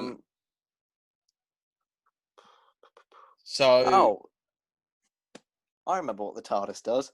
Mm-hmm. The TARDIS, I can't remember exactly what Winkle is doing by that point, but the TARDIS finds Leela and Romana and Charlie and starts shooting at them. Shoots Leela. That's where we get that really funny bit of like the jealous girlfriend TARDIS. Yeah. Because the TARDIS is like, oh, it's always girls. So many hours in my bathroom, so many tears flowing through over my walls, so much dirty underwear and on my floors. And then Romana says, I thought you were always a her. And Charlie like pipes up. It's like, oh, but you're jealous because we're younger. And Romana's like, prettier. It's hilarious. It's a hilarious moment because then you kind of look back and you think about Lalla Ward and Tom Baker were married. Which is hilarious. Which is hilarious in its own right. But going off the kind of jealous girlfriend route, it kind of just like adds on to how funny that whole situation is. Absolutely. And we get that really kind of funny bit where Leela is judging because he's got a 6-shot revolver. They can just make him waste his bullets. But of course, it's not a 6-shot revolver. It's weird matter manifesting itself in the shape of the Brigadier. He can do as he pleases. Which, of course, ends up getting Leela killed. Shot. Yeah. And you get that really funny moment where the music like ramps up really dramatically and like, oh, she's gonna die. The wound is mortal. And then Romana's like, no, it isn't. And the music just stops. Yeah, the music literally has a kind of like record scratch. Which is one of those kind of fourth wall breaking moments in this story, which there are plenty. So I can't remember if it's before or after this, but we get another scene with the TARDIS and the Doctor who's like tied up. And the TARDIS goes on about why it's so angry with the Doctor. Because the TARDIS sees itself as the Doctor's closest, most steadfast friend. And the Doctor sacrificed the TARDIS without asking it in any way for another Earth girl.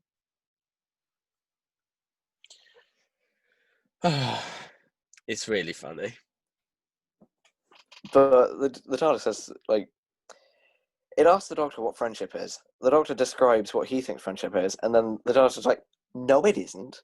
That's love, you idiot. And then describes what friendship is, and then says that I was your friend, ship. Which is such a stupid line, but I love it. Yeah. The thing is that whole idea that this Doctor kind of doesn't know what love is brought up later on. It's brought up throughout the entirety of the Divergent Universe arc.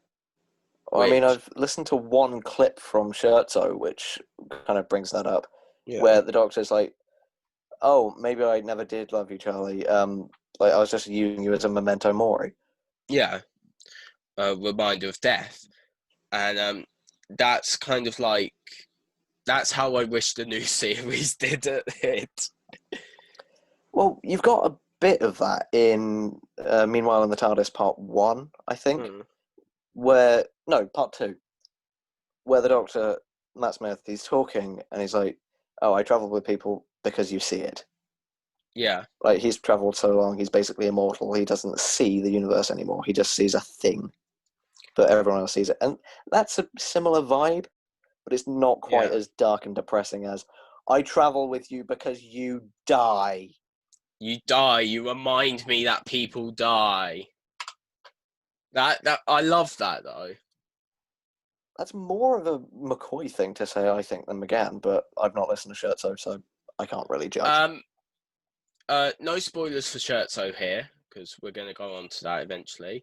But the way he describes it is that he cannot love because people die. Oof. And he knows that if he falls in love with any of the people he travels with, they will die, and he will be left alone. That's just making me cringe at 10's run even longer. Yes, but 10 brings it up. There's the moment in School Reunion where 10 says, I don't age. I live on. You people wither and die. And yet, by the end of that season, he's already like making out with Rose and whatever. Ugh. Yeah, I have such nostalgia for the Tennant era, but him and Rose are just one of the things I don't like. I can rewatch Series 1 and most of Series 4 really easily. Series 2 and the end of Series 4, I cannot. I find it super easy to rewatch Series 3, though. Like, not even joking. Well, that's because Series 3, for at least most of it, is one of the best bits of Doctor Who ever. Yeah. God, I got to rewatch Human Nature. Oh, it's so good. And then easily my favourite or second favourite New Who story. Then I got to go read the book. That's true. I've still got that to do. We're going off on another tangent. Yeah, no, I was just going to say that I've just looked at the Bernice Summerfield page on Big Finish, and they did adaptations of like some of the V&As, but just with Benny. Oh yeah, because when the Doctor Who license went back to BBC Books in what was it, 1997 after Longbarrow. Of course, the V&As continued. They just didn't Benny. call it the Doctor Who New Adventures. Yeah. They just called it the New Adventures, which is really clever. Yeah. No, I'm just saying they did like Birthright and Just War, which are like middling V&As. So I was like, did they have 7? And I was like, no, it's just Bernice. And Colin Baker and Elizabeth Sladen. I just seen in my notes a line. When Leela gets shot, the Brigadier TARDIS he's really annoyed with them, and he's just like, "Oh, just shut up now, bleed to death quietly." Yeah. Oh, Nicholas Courtney does such a good job as the evil TARDIS. He's amazing. He is amazing. I kind of just want to get the ending done. Let me think. So, some time passes. This part of the story I'm really unfamiliar with. there's some time passes, and Zagreus is now using. Oh yeah, because the TARDIS is destroyed, like his will is broken. Zagreus is manifest. He is hired by Rassilon to make a blade out of the metal that had been part of the TARDIS for some reason. Is it ever Yeah. actually explained why he needs that blade? I can't remember. Oh, I remember. It's so that Charlie will eventually kill him, so that Zagreus takes over properly. Yes. And whilst he's hammering that out, he like does a new verse of the Zagreus poem, like screaming it, which is chilling. It's like It is. Zagreus is the Time Lord's shame. He puts an inflection on every time he hits the hammer. Yeah. It's very chilling, that performance. So we get Tepesh, Winkle, and Townsend, or really 5, 6, and 7 by this point. They've realised they're the Doctor. Yeah, somehow, or at least sort of.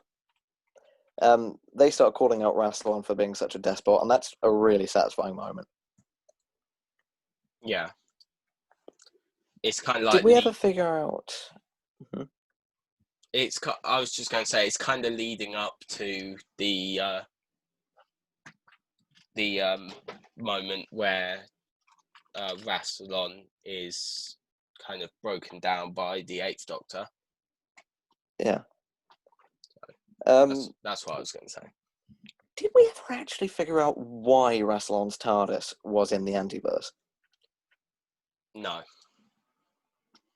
Because I sort of brainstormed an idea here in my notes where it was like, did he leave his TARDIS in the Antiverse so that eventually a Time Lord would go to the Antiverse, would eventually become Zagreus, and then would be able to fight off the Divergence? Maybe? But how does that work with the Nether people? Because there's no way that the Nether people would have worked with Rassilon. And it was the Nether people who came up with Zagreus. I don't know. Gary Russell, I love you. you. I love your vision, but can you please make it clearer? Yeah. This is the Grace we're talking about. What are we doing? So we eventually get a scene with Charlie and Zagreus and Rassilon and the 5, 6, and 7, where they talk Zagreus, who is properly Zagreus by this point, who's like going mad and whatever. They talk him out of working for Rassilon. Yeah. Which is amazing. It's really good. And of course, that leads to, I think, the scene mirroring Neverland, where the Doctor, Zagreus, whatever you want to call him, begs Charlie to kill him. Yeah, and it's so how Paul just repeats, "Just kill me, just kill me." Finally breaking Charlie's will.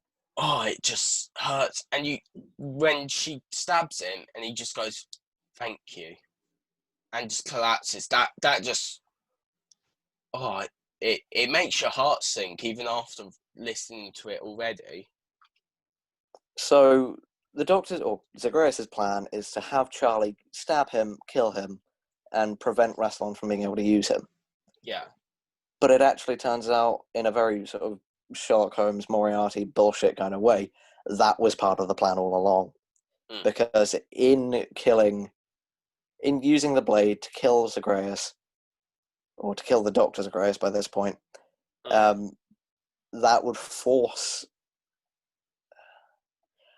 This is so hard to understand. It would force the Doctor to let go of the Doctor, prevent a regeneration, embrace Zagreus fully, and basically become God. Yeah. Which is exactly what Rassilon wanted in order to fight the Divergence in the first place. So the Doctor's plan didn't work. But in the scene with the 4 Doctors, which has more interaction between the Doctors than the actual Big Finish story called The 4 Doctors,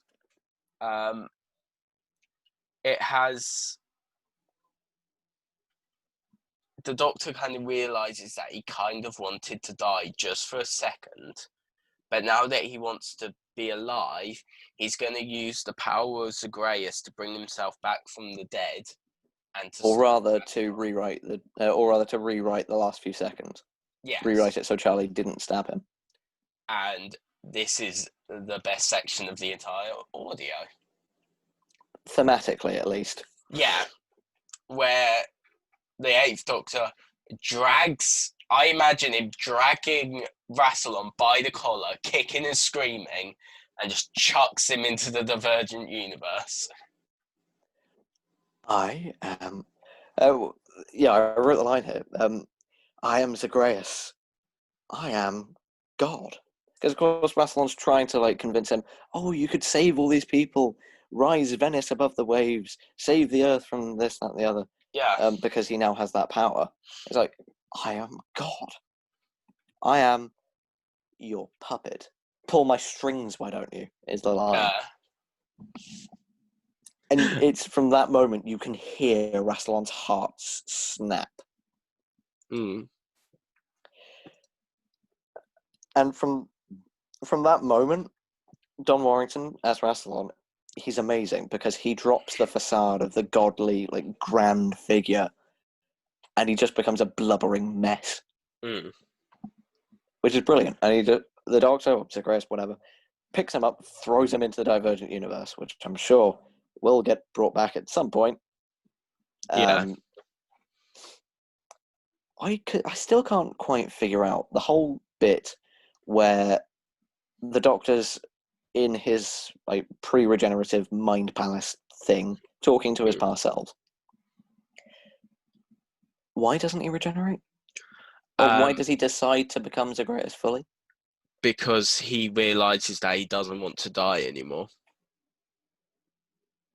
But he needs to die to prevent both Rassilon and the Anti-Time from ruining everything. He decides that he figures out that he can use the power of Zagreus to stop Rassilon, and then, of course, later in the story, he realizes that he has to go into the Divergent Universe to save this universe from himself. I see. That sort of makes sense. Kinda. None of this makes sense. It doesn't. So after that, we get a kind of very rushed resolution after Rassilon gets thrown into the Divergent Universe, where the TARDIS absorbs back the blade into itself, absorbs back everything. And so because I'm trying to word this in such a way that it sort of makes sense to me, at least, the Brigadier TARDIS that we see is essentially the Zagreus TARDIS. Yeah. As concentrate a form as it can be. That is the TARDIS. It is the mind of the TARDIS completely consumed by the Anti-Time. Yes. And when it was dropped... The shell represents the TARDIS that isn't consumed. Yeah. So when the TARDIS is melted, or the shell is melted down and made into the blade, when the blade gets reabsorbed back into the TARDIS, that is now the TARDIS that we hear and talk about from the end of Neverland, where it is, yes, it's corrupted by Anti-Time, corrupted by Zagreus. Yeah. But it's also got its own sense back. Which is basically what the Doctor ends up being at the end of the story as well. But the way it's done is too trippy and doesn't really make sense. The whole end section just doesn't make at all sense to me. But so yeah, that happens with the Brigadier TARDIS absorbing the blade, becoming normal again, or at least becoming whole again, plus becoming whole again, and the Doctor comes back to life, and he is in the TARDIS with Romana. No, he's in the TARDIS with Charlie, and he tells Charlie that he has to go, and Charlie realizes that he never loved her, and storms out. And there's a brilliant moment with Romana and the Doctor where he talks about how all his heroes turned out to be corrupt, and he lists like Omega, Morbius, Barusa, Rassilon, and then he goes, "Are you next, Romana? Enjoy the corruption of Gallifrey." That is a Oh, bone-chilling line. it I've is. not listened to the Gallifrey audio, so I'm really hoping we get a moment like that. Like maybe when Rassilon gets resurrected, maybe when Romana becomes the coordinator of the CIA, something like that. Mm. It's such a good line that, with me at least, the Time War kind of ruins it. Eh, Do you get what I'm saying? I guess the corruption of Gallifrey that the Doctor's talking about could be represented by Romana allowing Rassilon to come back. Yeah. It could also be represented in the character of Cardinal Elistra, who is also a corrupt Time Lord official who is using this war for personal gain. So, Yeah, yeah. I can see that. But, God, are we going to talk about the TARDIS backdoor? I think it's fucking brilliant because if you know anything about the history of the TARDIS props, at least in the classic series, most of them had both the front and the back with doors. I still hate the idea of it having a backdoor, though. The props had doors on the back. I In know some shots, you could see the door. There's one shot in Survival where you can see the back door open when I think the Doctor's walking back to the TARDIS just before he meets the Master. I'm going to have to double check that because I was going to watch Survival tonight. So, Right, I'll send I'll you have the to have a look. screenshot I'm talking about if I can find it. Yeah. So we get the Doctor having to exile himself to the. Hang on, we still haven't explained what Rassilon's plan exactly was. So the Divergents, they turn out to be like the successors to the Time Lords, Yeah. or what would have been the successors to the Time Lords, the most powerful race in the universe after the Time Lords. And they would write their own web of time surrounding Rassilon's web of time and like screwing up the timeline for everyone. Yeah. And in a universe of positive time that Rassilon made, they can't do anything about it. So they need a being consisting of some other type of time weirdness, anti-time, to fight against the Divergence in their own universe and survive. Because a positive time person could not survive in that universe, or Yes. could not fight that universe. Because the Divergent universe, within it, time does not exist. Therefore, no time travel. Which does have a nice line from Romana just before the Doctor exiles himself, to keep the rest of the universe like free of anti-time. When she talks about how the Doctor not being able to time travel within that universe would be like losing one of his senses. Yeah. And it's brought up again in Scherzo. Nice. He talks about how humans have 5 senses, which we don't actually, but We've got like 24. It's the common interpretation of humanity having 5 senses. He talks about how Time Lords have more, and the passage of time is one of them. Which is a really nice, convenient way to explain to people who are trying to poke holes in the logic of the show. It's a nice sort of get out of jail free card to say, oh, this is why in this episode the Doctor can't do this. That's why in this episode the Doctor can do that. Time sensitivity is the greatest, because plot I said device. so, the greatest plot device this franchise has at its disposal. It's why it can get away with doing fixed points, why it can get away with having paradoxes resolved, etc., etc. Time sensitivity is basically a wizard did it. Or God did it. Yeah. And so Rassilon wanted to use an anti-time being to destroy the Divergence so that the Time Lords could live on and nothing in the universe would end or die, which is what the 10th Doctor is now trying to do in Time Lord Victorious. Exactly.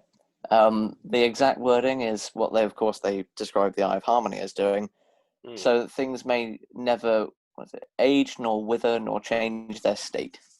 Basically, Rassilon is light from Ghostlight. So you said light from. I was expecting to say death note for some reason. But you get what I'm saying. I mean, really, Rassilon is kind of like Yagami in that he is the god of the new world. Oh, we've gone insane, haven't we? We have Rassilon. Zagreus sits inside your head. Right. So we were robbed of something in this story that I'm very disappointed by. And that is? A proper Leela meeting the Eighth Doctor scene. He does, though. They interact, but it's very sidelined. It's done a lot better when Leela meets the War Doctor later on. Well, that's good, and I do intend to listen to that. Yeah. Once again, for the third time, I think, you've got Lalla Ward and Paul McGann together, and they are fantastic. Romana and the Eighth Doctor work together really well. I mean, I'm glad we've got Shada, Neverland, Zagreus. It's great. I would not have objected to a second run of Romana and Doctor stories with Paul and Lalla. That would have been fantastic. Like, just springboard it off the Shada audio.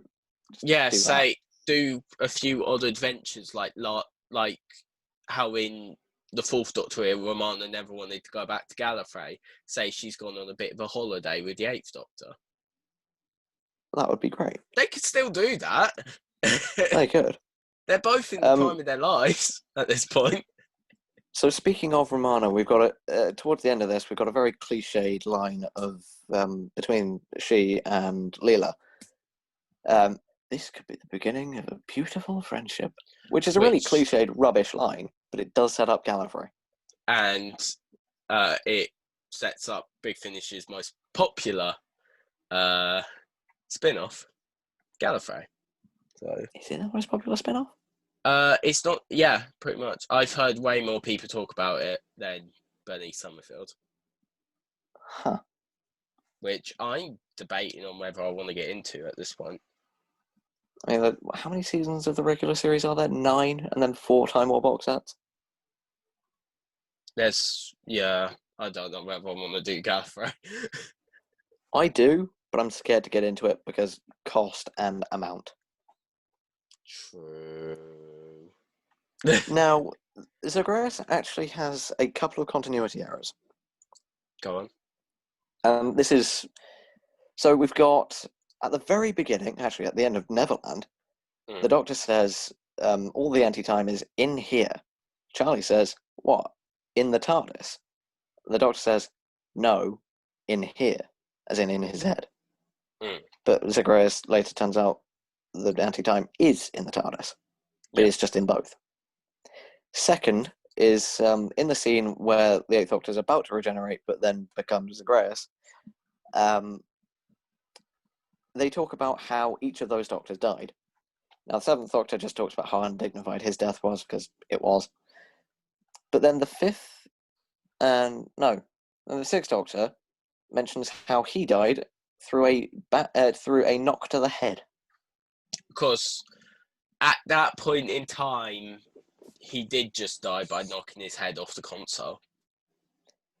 It's still a continuity error with The Last Adventure. Yes, but The Last Adventure didn't come out for another 10 years? Still a continuity error.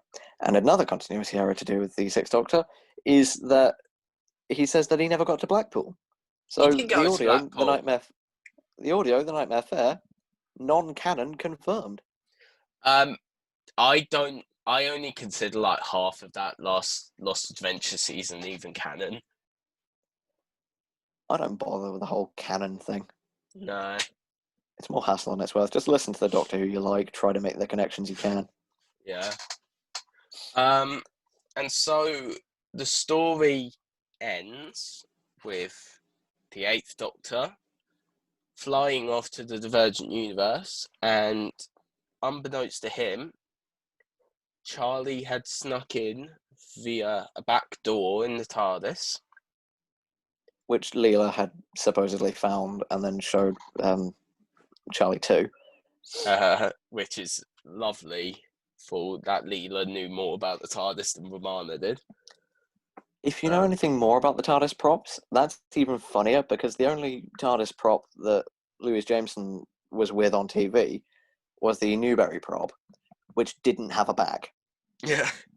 It was just a completely empty space. It was just 3 walls. Exactly. 2 walls and 2 doors. 2 walls and 2 doors. And it's just the back you can just walk into, which maybe that's how she found the back door. Yeah. Funny little reference. And But Charlie that... doesn't reveal herself to the Doctor, and that is where Scherzo is probably going to pick up. Yes, it does pick up then. And that is Zagreus. Don't listen to it as your first story. Do not do that, because I remember a few years ago, before any Big Finish stuff ended up on Spotify, I was looking at like all the multi-Doctor stuff, and I saw that the first... Wait, no, it wasn't even the first multi-Doctor, but the first Paul McGann multi-Doctor story that they did was Zagreus. And I was really keen on getting into some Paul McGann audio, so I figured maybe I should listen to that someday. Oh no. It very well could have been my first if I hadn't been poor. My overall thoughts for Zagreus is that it's shit, but it's lovable shit. Mine is quite similar. My very last note is that what an overblown mess of a story. I kind of love it. It's a celebration basically. It's got so many actors and actresses from the series that you're going to have more fun pointing out who you know than listening to the actual story and trying to make sense of it. See, you call it a celebration. I would call it a fan wank, but even then, it's not a wank for the fans. It's a wank for Gary Russell. And It's a circle jerk. It's a writer's circle jerk. Also, I'm just going to find... it was Jason Haigh-Ellery who wrote this with... Alan Barnes. Who was another one of the early Big Finish who's a very, very much Big Finish regular, who wrote stories such as... I'm just trying to find one that you probably know. Order of the Daleks. Never heard it.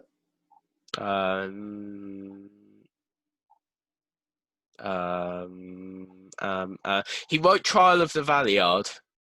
All right. And some other story. He wrote parts of Dark Eyes 2. All right. He wrote The White Room. All right. Which you haven't listened to yet, but is good. Not yet. I've only listened to The Traitor so far. The Eighth Doctor gets pushed down a well. Huh. So we've talked extensively. How long has this been going now? Hour and a half. Nearly 2 hours. Is that it? I was expecting over 2 hours. We've talked a lot about Zagreus in itself and sort of in relation to the Divergent arc that came after it and Neverland that came before it. Yes. I think it would be worthwhile talking about it as the sort of...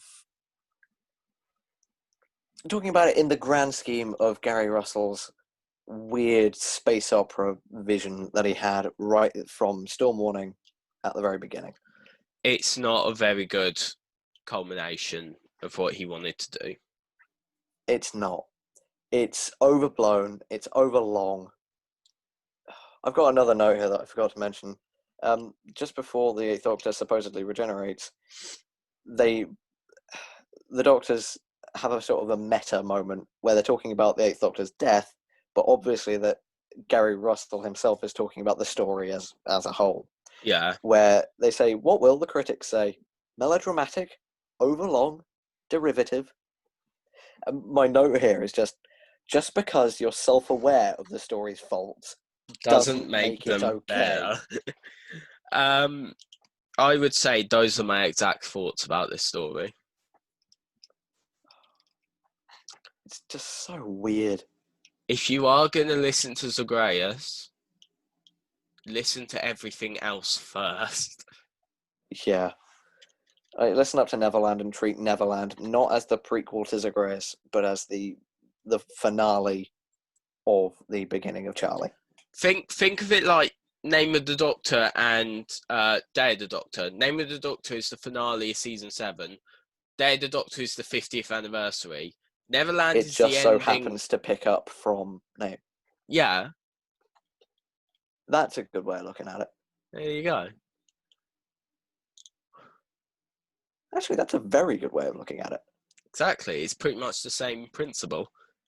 So, of course, they set up everything that they would do in Neverland and Zagreus all the way back when they started Storm Warning and those first 4 audios with McGann. And they had no idea if they'd even get a second season, let alone the 40th anniversary story. I know. It's really weird. So the fact that they just did all that planning in the first place is incredible to me. And I've got my very, very last note that I haven't mentioned. It's written across about 4 lines in the biggest capital letters I can, underlined several times with a big fluffy cloud around it, just to represent how much I respect the thing I wrote about, and it's just Gary Russell's balls.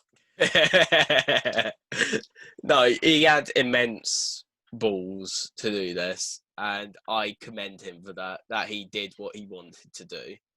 Whether it paid off or not, at least they were there.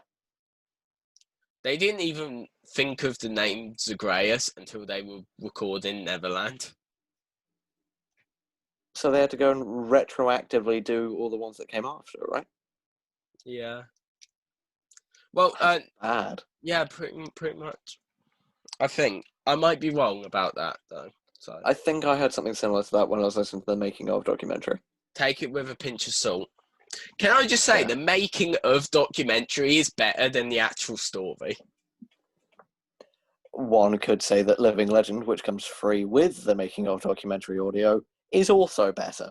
I actually love Living Legend. It was one of my first Charlie and 8 stories. It's actually so good. Fun. Go listen to Living Legend. It's free on the Big Finish website and has been since 2003. It's football, alcohol, and giant aliens. You love it. And so, that was Zagreus. And that brings an end to the first episode of Cake and Spoons. We hope you all enjoyed. We hope you all enjoyed. And I just want to bring a very special thank you to Naomi for making our logo. And her Instagram will be linked in the description. And she's very much open to commissions. Wonderful art. Yeah. Wonderful artist. Just give her a shout and she might draw you something. Thank you. Indeed, she might actually join us in one of our future episodes. Oh, yes. Who knows? Speaking of which, have you decided on what our next one will be? Oh, I have. And that will be? Next episode, we will be discussing the man, the myth, the legend, Derek Jacobi as the War Master. Yes. As we will be looking at his first box set of audio dramas. Thank you very much for listening, and we will see you next time. Goodbye. Goodbye.